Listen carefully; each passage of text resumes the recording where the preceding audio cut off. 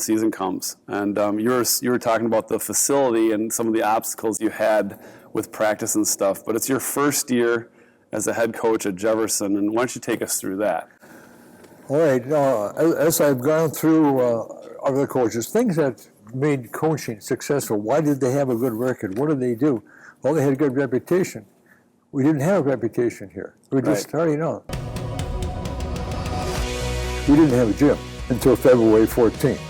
And so we practiced at Kennedy, we practiced at Normandale, we practiced at Olson Junior High at 5:30 in the morning. I was going to say, but the times were pretty... Oh, and we got a lot of ankle sprains and stuff like that, cold and everything. Long days, and kids come back to classrooms. Finally, February 14th, we had our first home game.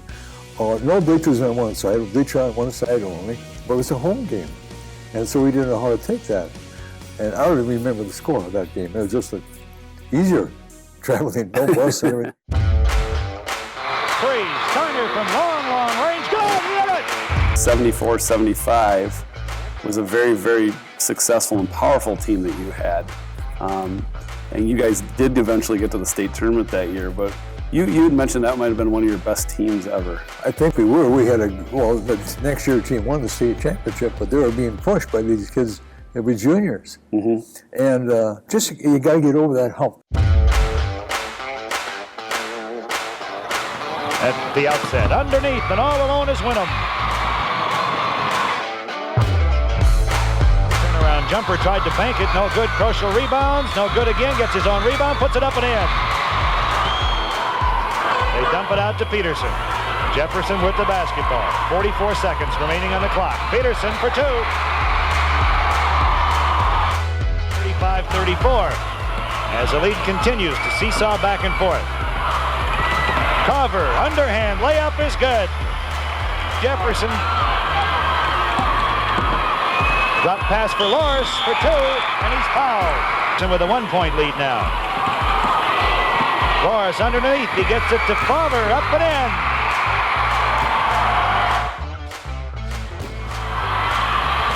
Behind the back dribble, gets it across the timeline, dropped it underneath. Lingenfelder, 2 points, and he's fouled. 2:46 left to go in the basketball game. Peterson underneath. The basket will count. Good evening, ladies and gentlemen. This is George Vasilio with Dick Bird at the St. Paul Civic Center, and this is the big one. I think an awful lot. Well, the 76 team won the state championship because of the 75 team that got them prepared for it. Bratland long range, it goes. Pretty shot. First lead for the Jaguars. I just remember when Dave hit that shot, we finally had the lead. You just feel the momentum shifting towards us. All of a sudden, I just couldn't miss in the fourth quarter. I wasn't doing anything different. The ball was just going in, so they kept feeding it to me, which was very nice. Right or left? Appreciated. I think I got 12 assists in the fourth quarter. It's all the laying.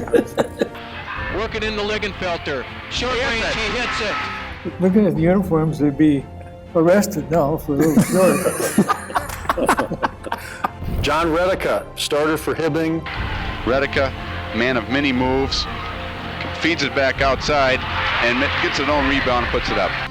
He says, you guys got one of the best hotel lobby teams on the planet. You guys look really good going through the lobby, and we did. I mean, we had lots of tall kids, but we knew that if somebody threw the ball inside, that Kevin would usually block it.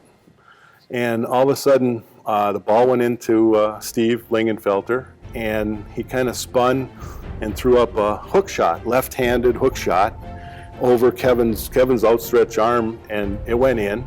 And so about 2 or 3 of those happened, and all of a sudden we started looking, That was what I remember most, is that Kevin McHale picture in Boston Celtics and Magic Johnson shooting the hook shot in the lane to win the game. I see Steve Lingenfelter shooting that same hook shot in the middle of the lane. Skyhook, Lingenfelter, nice touch, it goes. Redica trap, turns it over. Here's what we like to see. Brent Knight, fast break. That was the year of our 51 defense, state tournament. All 3 teams scored 51. Right, which was Lang's number. It's ironic. Yeah.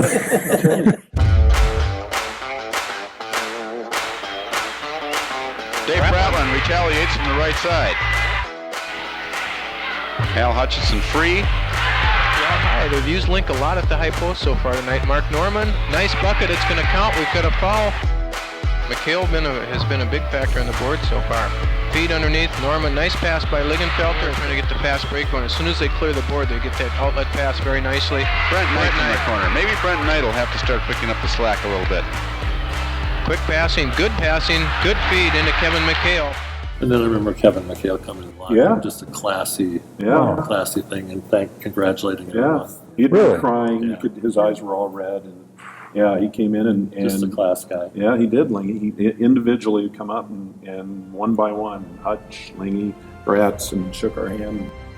Fondest memory from '76. It's got to be winning the state championship and being in the locker room after the game and just thinking that we finally, everything we talked about for a year had come to fruition.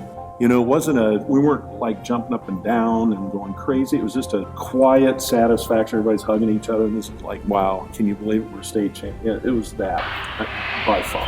Jefferson throws the ball high, tipped around. That's it. The state champions of 1976, the Jefferson Jaguars, 60 to 51. Fantastic ball game.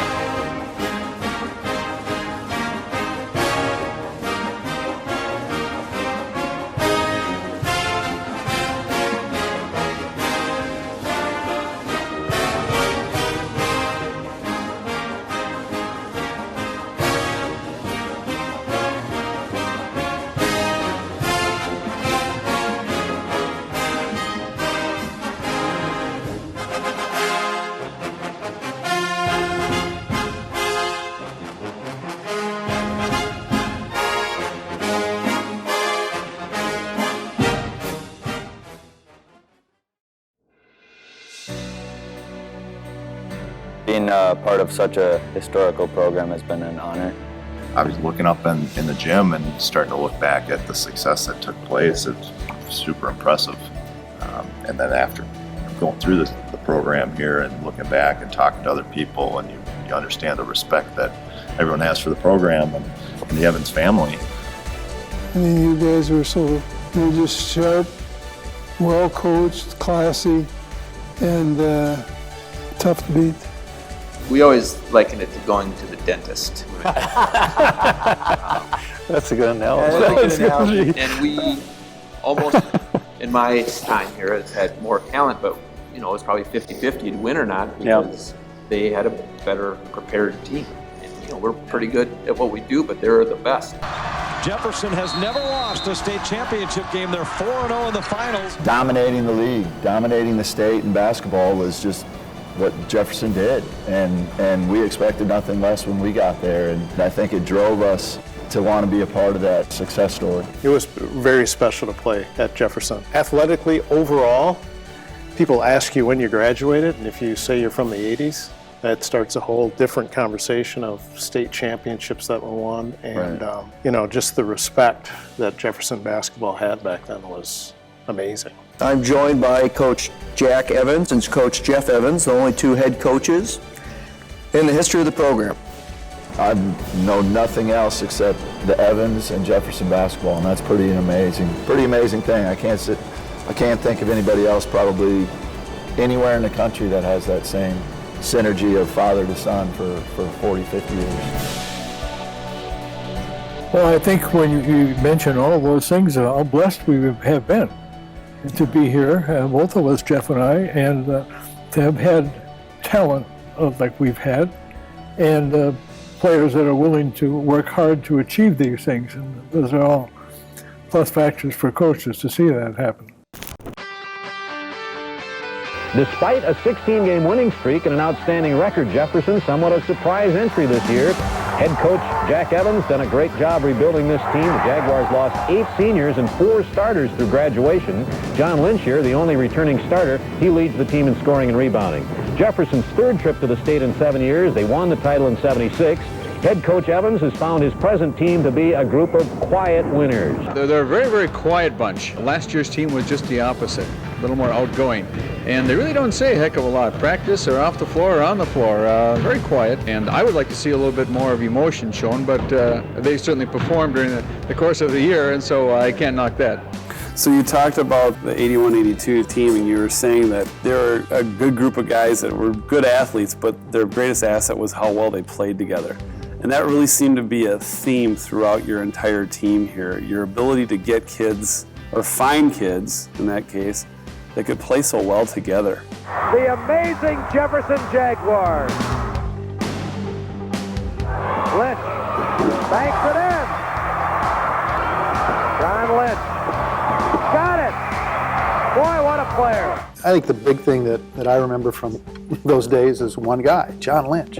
He could jump, he could shoot, he could use both hands. It was almost like he was ambidextrous. And, guarding him was, I thought I could jump a little bit, but I stopped halfway up and he kept going. So the rumor is that Coach said something to Johnny at some point in that game and just said, team player, unselfish, but kind of like, this is a moment that, we need you to score.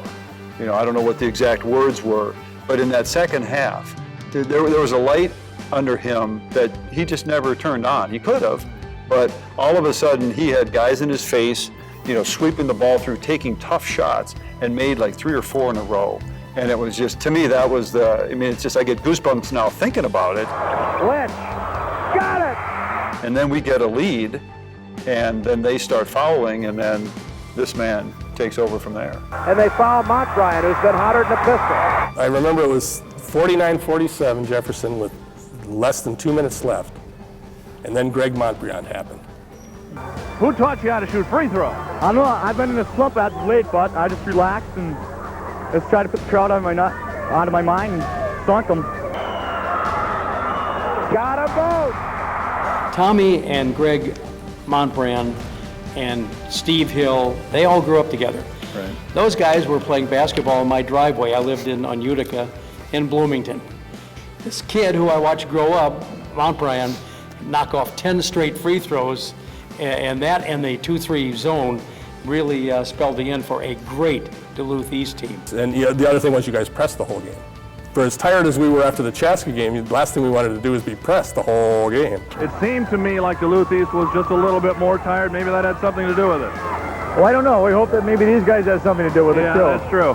But it was one of the great thrills of my life to be the announcer, the play-by-play guy, to watch the Jaguars win that tournament. It's over! And the championship goes back to Bloomington Jefferson. 59-51. So in 83, Jefferson and Edina just seemed to always be on a collision course that year.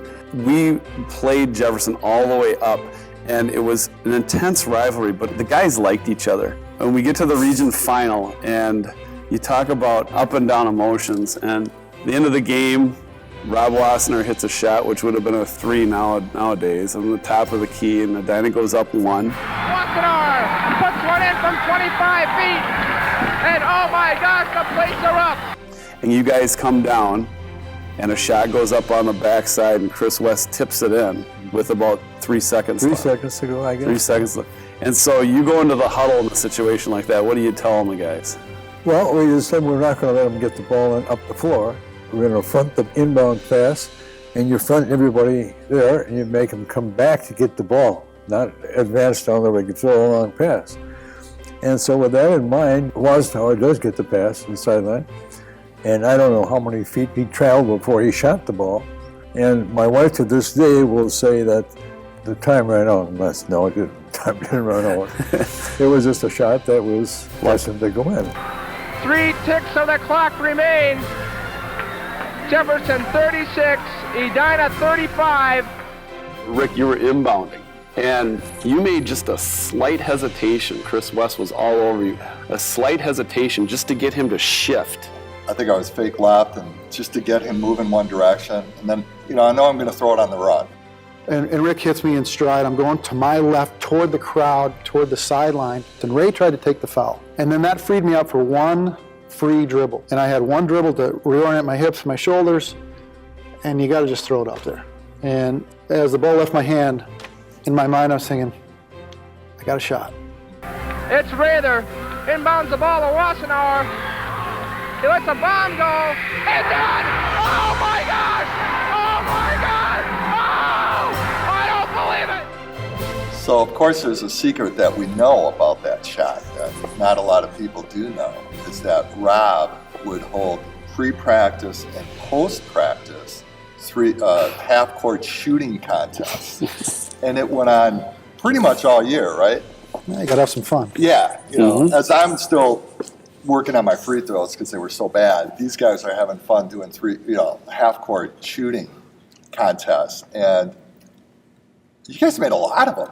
You know, if it was something you had never shot before, we're in trouble. Yeah. But he had done this many times. I never envisioned it for that scenario.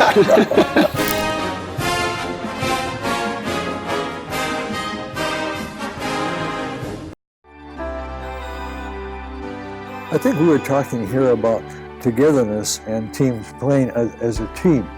And we had a lot of kids that probably could have been, and yourself and your group too, could have been outstanding scorers or this or that, but the team concept was more important.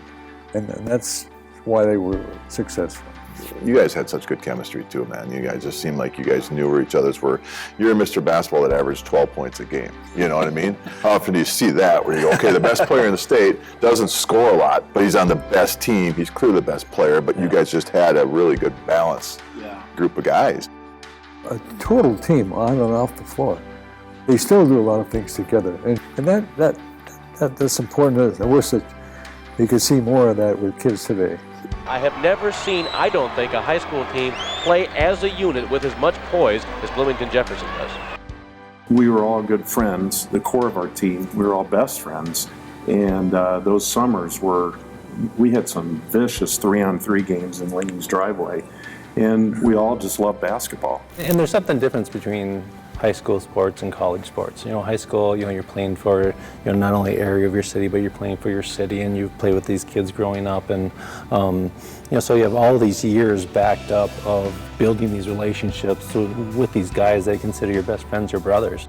Like the off the court stuff with this group was always pretty good. Just messing with you guys at practice and messing with volley any chance we could. that kind of stuff was pretty good humor. We were all best friends. That was what was so cool about it. I don't know that there's a lot of programs throughout the years where everybody gets along and everybody's not fighting for playing time. We had a bunch of kids that just loved playing together, loved being friends. I mean, just being a 14-year-old, just a young kid, not really knowing what to expect. I had no idea what I was getting myself into coming in and playing in the Lake Conference, and Vodre was awesome. He was a guy that never was like, I'm not going to teach you anything. He kind of brought me under his wing and was like, hey, I'm here to help you, and we're going to try to win as many games as we can. We need you. And I always had to guard like Spencer Tollickson and Ryan Amoroso just because, he didn't want to do that. He'd done it over the years so many times. He's like, you go for it. I remember coming in here, you look at the wall and all the state championships and titles and stuff like that. And, when I initially came in here, that was what awed me. But what changed my mind with the relationships was one thing, and it's something we still do. It's the alumni game at Christmas. And that first experience I had when I saw 40, 50 guys sitting here lacing their shoes up, I'm like, it's a lot more than just that. On Christmas Eve day, yeah. It's a lot more than just that. So now you get to 85. You get to this run, 85, 86, 87. That's a good team. Well, a very good team, and we got beat by 2, I think it was. 52-50 or something like that, if I remember. Against White Bear Lake? Yeah. And White Bear Lake was on a 2 years. They won about 50 in a row, I guess, something like that. I do remember that game. That was a tough game. I think both teams were tight. Teams were tight because there was so much history between the teams and the players and everything else that I think we were just waiting for the last couple of minutes of that game to see how it was going to shake out.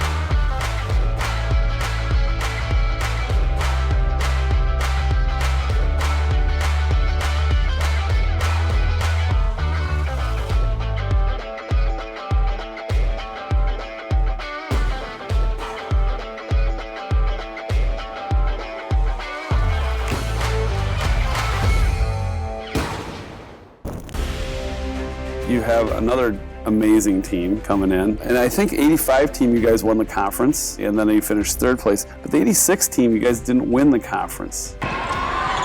Flips it across for Lynch, takes the jumper. There he goes. We go from number 1 in the state, 4-0, to 4-2, and kind of out of the rankings. And then we kind of straightened things out for a while. But that team took a little while to kind of figure it out that season. Then we went on a tear and won like 12 games in a row. Coaching the Jaguars, Jack Evans. And then you get to the final there then, and there was another tight one with Central in the final game. Right. Picked off by Radosevich. Fast break by Duluth Central. In goes Horner. What a move. For me, what I remember most about that game is, even though you guys were in a zone, normally zones, there's not a lot of physicalness to when it comes to it. But it was a really physical game. Pearson has it knocked loose. Here's a chance for the Jaguars. Monson goes in. Back to block it is Horner. Lynch it turned around. We get fouled down at the end. This is the big one. John Walker makes a free throw with 3 or 4 seconds to go or something. And seals the deal. Clutch free throw, yeah. He gets them both. Well, I don't know. I think every basketball player at one time in the gym sits there and pretends he has the chance to ice a championship game with free throws, and I guess it paid off because I was able to do it. No timeout. They don't have to throw it in. And that's the ball game. Another 1-point win. This time it's Bloomington Jefferson that ends Duluth Central's unbeaten season. That was a special night. When I look back at my high school days, I think a lot about senior year in '87 was special. But a lot of that kind of was built on what happened in '85 and '86 too. Central likes to go into him and then work it back out or have him go to the bucket. He hasn't been able to get started yet as Monson hits the jumper. That's by Pearson. Over Pearson for the bucket. Berg wiggles free. Berg has 3, and we're tied again. Huge Lynch.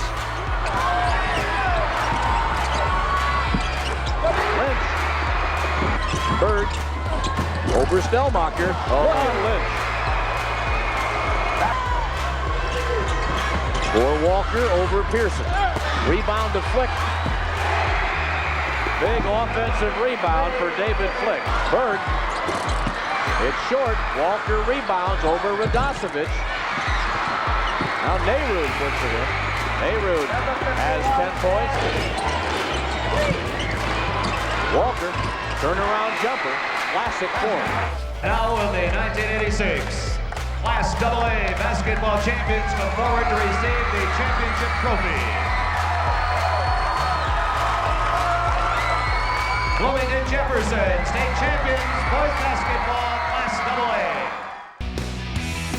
Well, '87, I think, that was an unusual year too, because there were talented coming in there and expected to do very well.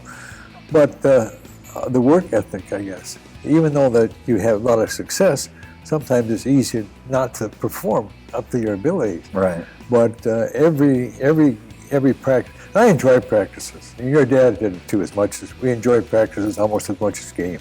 Well, they're still my closest friends. My high school from Tom Batta to Rob DeCourcy, Mike Shear, who lives in Hawaii now. He's still one of my closest friends. And yeah, I just think there's a bond that forms, from those young ages, when we were growing up. I'm a believer, and maybe not everybody sees it this way, that when you do, what we did was special. Jurgens dishing off, and Lynch again. Well, you're going to give me the shot, I'll take it. Batta. The spirit of the whole season was we're not going to be stopped. His game has been mostly outside, but there he makes a nice play. Oh, look at the pass by Lynch to Nehru. I remember going nose to nose with Walker at one time.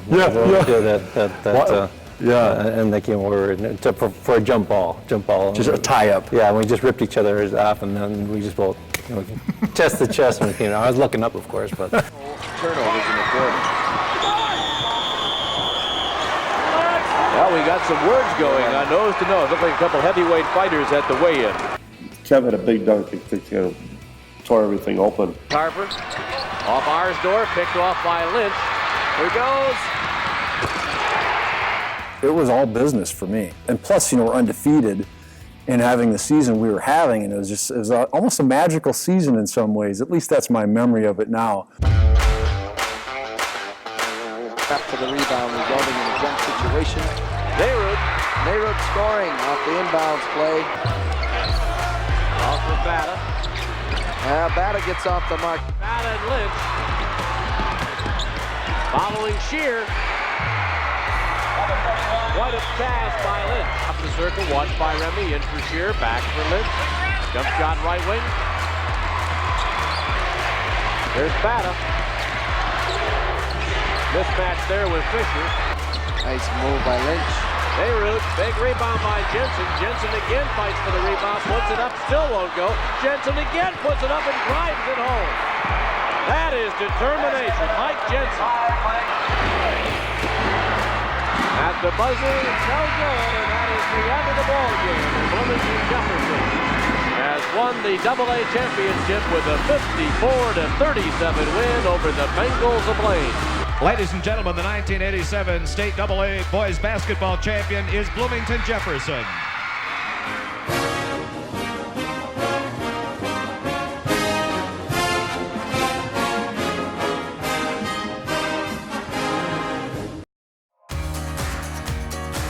We were fortunate that we had some good talent over the years. I mean, developed records like we had, or the kids had, without having some good talent and without working hard.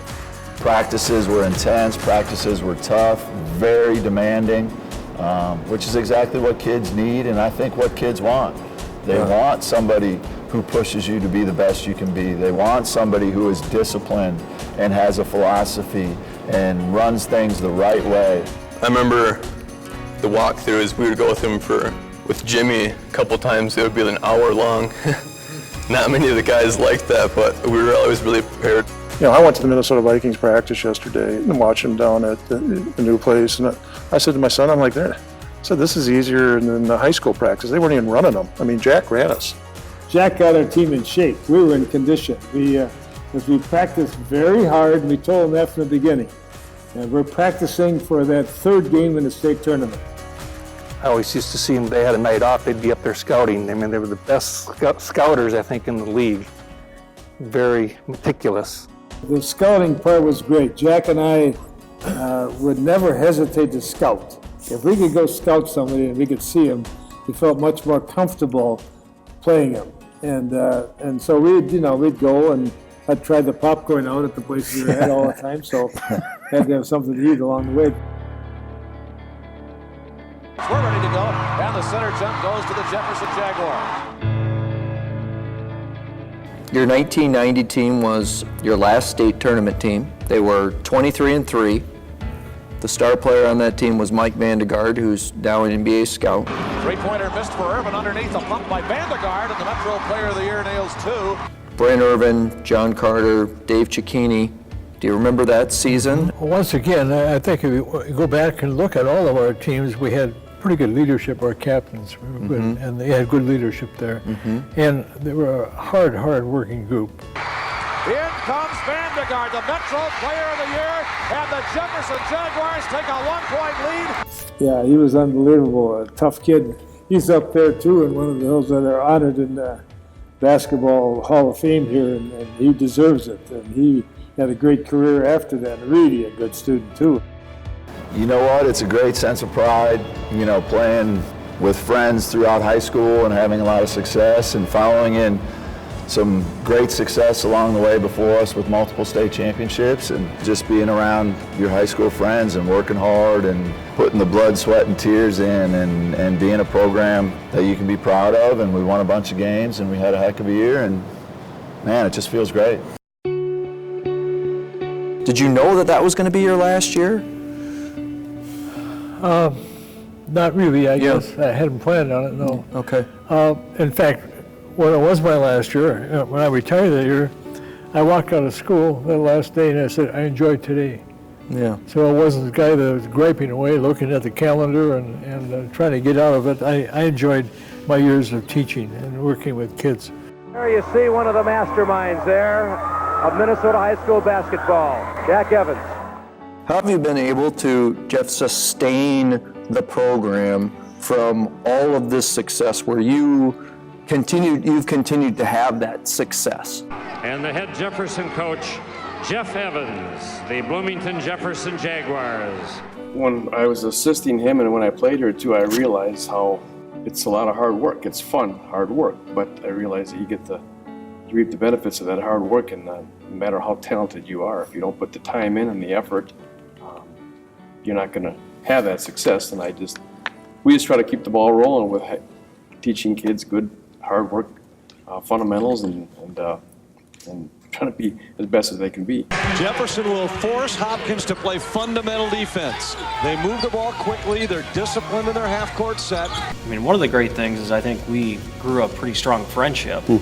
And I think that helped a lot in, you could disagree with each other, you could bring up points and say yes, no. And one of the great things about Jeff was, he allowed me to coach my sophomores. He allowed Jimmy to have great input into what they're doing. And we all brought different things to it.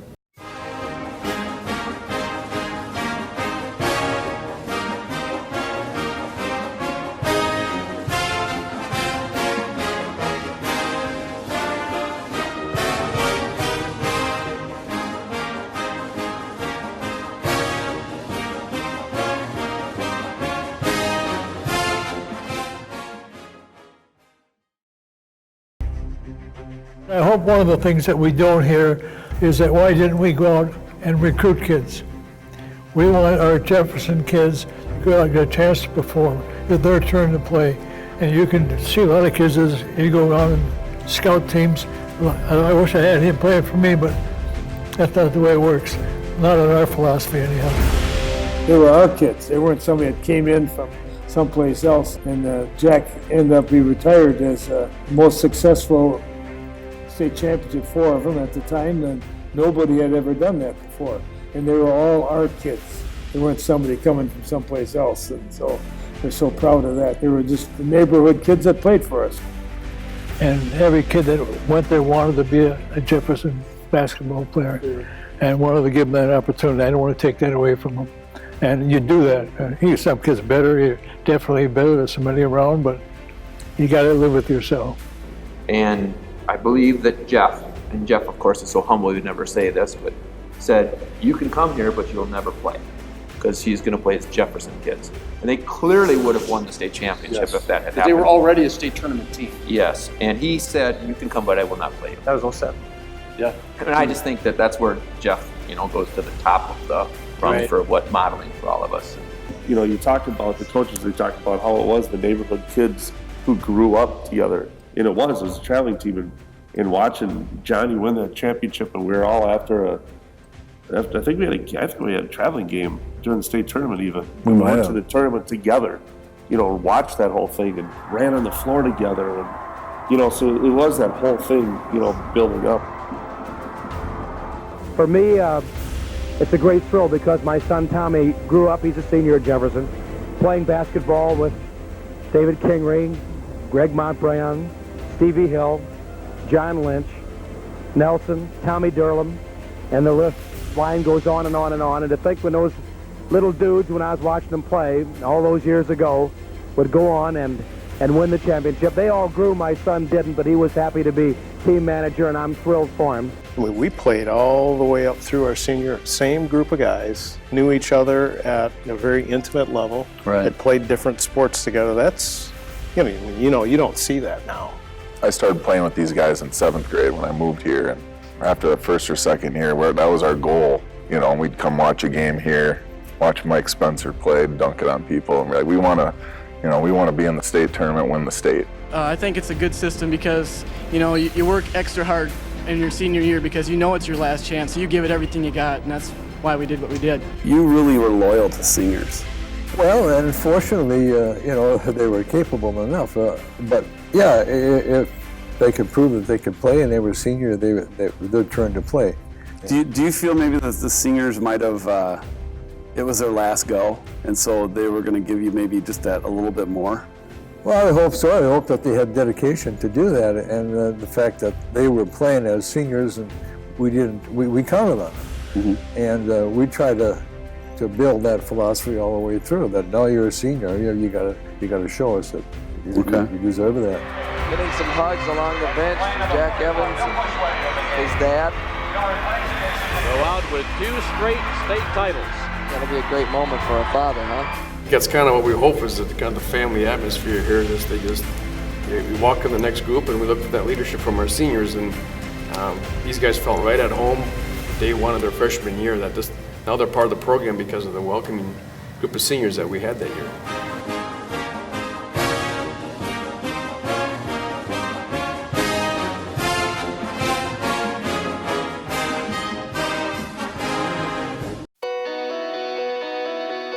I remember growing up, like the older classes seemed to want to intimidate you and throw the elbows or do whatever.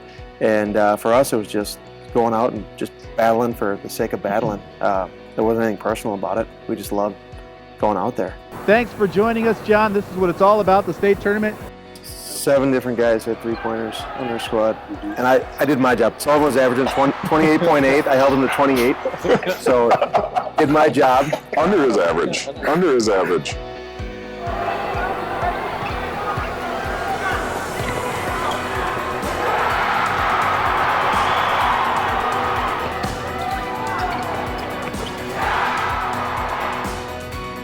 These kids are pretty sharp. Yeah. And every day you have to throw something new at them, they can pick it up. Some kids need repetition. But we did a lot of things both offensively and defensively with those kids because they were pretty sharp. Lead is 5 for the Royals. Nice pump fake, and inside scoring is Augustine. Omi and Augustine and Wheeler. Yeah. And I think maybe Vaudreuil played with them a little bit when he was younger and stuff like that. And that team was unbelievable. Inside, ball taken away by Sakura, and now here comes Omi. Jaguars will push. Nobody stopped the ball, and there's Wheeler. Just, again, not any Division I guys or anything like that, but just tough, disciplined, super unselfish team. They were very good. With Bloomington Jefferson, they have a big man inside, and Brian Sakura is as good as it gets. 20 points, 8 rebounds in the semifinal against North. He's a big physical athlete. I think one of the biggest things that he gave to us was the confidence, because he always had, you could always rely on Brian, and that gives everybody else confidence. I mean, Brian Sakura was a scorer, and he did a lot of things on his own, and he was such a good athlete and good player. But I remember in the region final game against a very, very good Eden Prairie team, we were up by maybe 5 or something with like 3 minutes left, and one of their big guys was guarding Brian. And on his own, he got the ball. He demanded the ball. He brought it out towards half court, just sat there. Just sat on it. And said, come and get us. We're up. And, that's didn't come from anybody on the bench. That was him saying, we got this game in control. In the royal blue with the white trim. Inside, Omi to Sakura. Yeah, good publicity. That's right. Nice drive by Dan Wheeler. I remember walking in the locker room at the Excel Center. Mm-hmm. Walking in the locker room after the game, and kids were all sitting there. And I remember all I said was, "Holy smokes, we're in the state championship game!" Mm-hmm. Wow, can't believe it.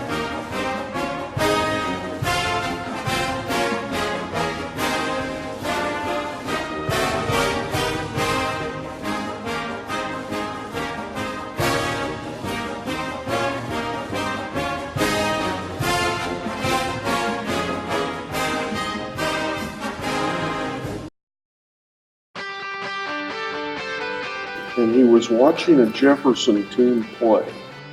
And he said, look at them, they're never out of position in their zone. And I think that's coaching right there. Sure. Jefferson with a 2-point lead, and the Surgeons are at it again. I don't know what else to call them. They play like Surgeons. Every time we played Jefferson, I'd always tell our kids, they're not going to allow you to do what you want to do and what you normally do. You know what I mean? Like, you're going to be well scouted, and they're going to take stuff away. Jefferson will force Hopkins to play fundamental defense. They move the ball quickly. They're disciplined in their half-court set. Jefferson just, first of all, really well coached. I mean, crazy how well coached they were. You might get a free dinner if Evs walks in. I don't know. Yeah, I'm just telling you that you weren't going to see mistakes. No. Force the other team to make the mistakes. They related with us well, and then there was times where they'd get on us just to make us better people. Definitely prepared us like the best they could, and Evs, having been around for so long, just knew what to do in every situation. I should mention that Jack Evans would be going down in history tonight as the only coach to ever win 4 state championships. A large part of the reason that we had the success that we had is that this guy would never panic. I mean, like I said, the Prior Lake game, we had to call timeout. We were down 12-2, and they were scoring layups, and we're throwing the ball in the stands and looking like idiots out there. He calls timeout, and he didn't panic, and he just said, okay, guys, look, here's what you're doing, here's what you got to do. And I think that calming effect that Mr. Evans gave us as high school kids that could have easily just panicked out there in front of 15,000 people, I think that was a big reason why we were able to do what we did. Having 2 coaches is crazy over 50 years where you know that they've had all this experience with the same program. So being able to be a part of that for our senior year is nice. It's really amazing. Jack Evans coaching here and then his son for over 50 years is unbelievable. And they're legends. I can remember the first game that Jeff coached, a 9th grade coach, 9th grade game. He came home and he had sweat through his t-shirt. And Mankato West, a triple overtime win against Edina over the 9th grade tournament over Richfield night. This is hard work. I sweat through a shirt, the sweat rings down to here, but I thought this is fun. Just the energy and the buzz you got from doing that was just can't be matched. If you got Jeff to stand up and bark something out, then it was like, we did something good. We got him riled up a little bit. I know this guy here on the other side of me does a lot of work for the team besides siring half of the history of Jefferson High, but Jake, what are your primary areas of responsibility? Well, primarily kind of organizing the scouting materials as much as anything, and working with the JV. Every time the JV plays a game, that's my responsibility to coach them before the varsity game. But he's a beautiful man to work with, and he lets me coach, and it's a very nice situation, obviously. I was fortunate to have someone like Jake because our philosophy was we're going to give our kids the best opportunity to win a ball game. I told him to begin with, that I got a big mouth, being an Irishman. That's true, yeah. And a big mouth, and so I'm going to say something, and when I think it during practice or whatever, and he said, well, go ahead, say what you think, and, be straightforward and honest about it. And again, working with such a good coach was a tremendous opportunity for me. And that's one thing that I learned from watching my dad and Jake work together all those years. They became pretty good friends. And like the head coaches, if you can have any success as your team, having that tight-knit group of players you want, it's got to start from the coaching staff. I think there's some high expectations kind of the seniors had set on themselves, and I think you guys, coaches, did as well as like, hey, we want to make this powerful. We're good. This is a good unit. We had a lot of good players, a lot of good role players, and you guys set some good expectations kind of coming in. The big man in the middle, number 45, Jefferson's all-time leading scorer and rebounder. There he is, the 7-footer Cole Aldrich. The state of Minnesota hadn't seen Cole Aldrich play yet. Sure. And that was his junior year. He was a little dinged up, and they wanted to see what this kid was. So he finally made it to the state tournament. So those first round games were not televised. So a lot of people came to the game just to see what this person was that was signed and sealed, ready to go to KU. And so that was a fun game. The matchup tonight, Jefferson and Minnetonka, the Section 2 championship. I mean, we walk through that gym and it's already packed house. And you just, the adrenaline, you kind of get goosebumps walking through. Short, Arapate ahead of the pack. And one! He guarded Tucker on the last possession. Another great catch, another dunk. Off for Erickson, guarded by Christensen. The left-hander gets in the lane, and he gets a rude awakening. Well, we use Cole for everything. We use him to break through our pressure release on any full court press we had, and so we asked him to do a lot. Aldrich spinning, free throw line, jumper is down. He's got 30. To rebound, get the outlet pass, and then the teams are pressing us, stick around and help break pressure. And the screener on the pressure on our press break. Yeah, so we asked a lot of him. So it wasn't just him running baseline to baseline. He did a lot of stuff between the foul lines that a lot of big kids don't do and are asked to do. For tonight, it's all about Jaguars. They got it done. They're heading to Williams Arena. You can see the celebration. Man, I'm so happy we won the game and now we're in state, but also I'm exhausted. This is one of the groups we were coaching effort. And we did all kinds of things on this in games and stuff, not competition games, just games with the kids that get to realize that you got to rely on him. You can't do it. You got to rely on that kid. You got to rely on that kid, and just things just to try to get the kids to buy into the teamwork. And lo and behold, about 75% through our season, something just clicked.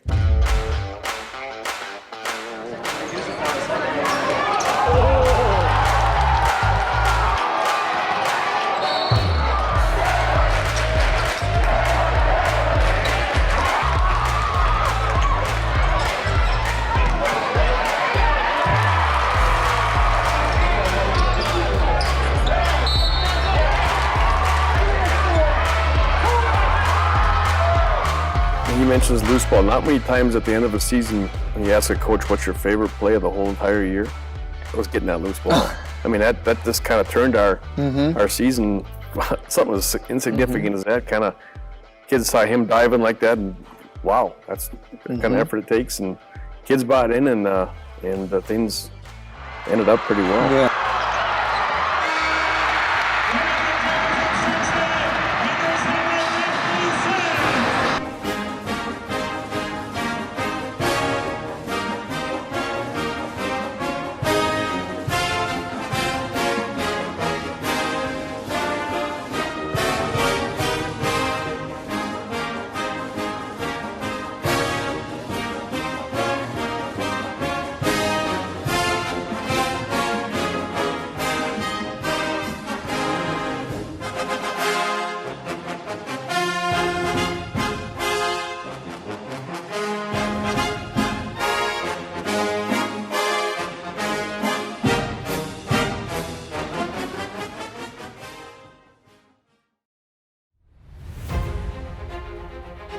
I mean, you guys had an aura. Did you feel that at all? Were you aware of that feeling?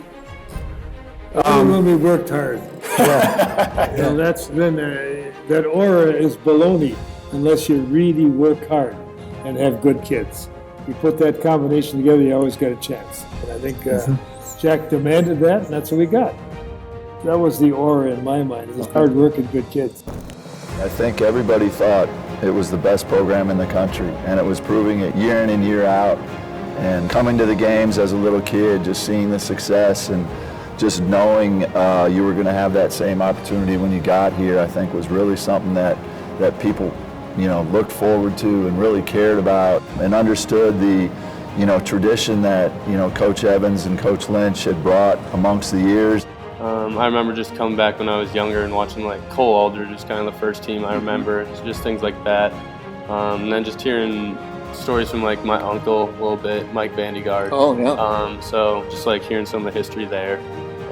So Sure. A lot of tradition in this program. Jack, we've said throughout the tournament that a lot of people didn't expect you to go as far. You've got to be especially proud of the fact that these guys really came through and played their best basketball in March.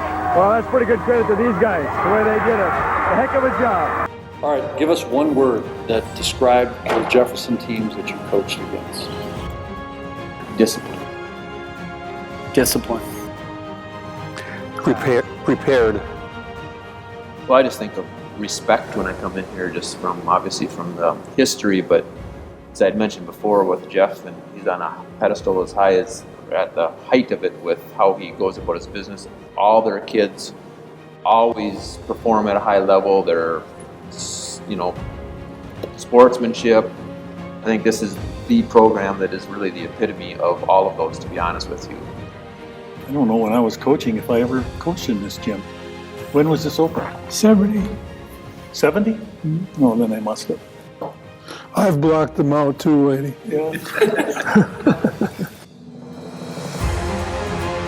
I think over the years, we've been blessed to have people, they wanted to be part of the program, and they worked hard to make the grade and uphold the status of what was going on. Well, if you look back over the years, we've been blessed with an awful lot of good athletes here, and otherwise they wouldn't be talking about this type of thing either.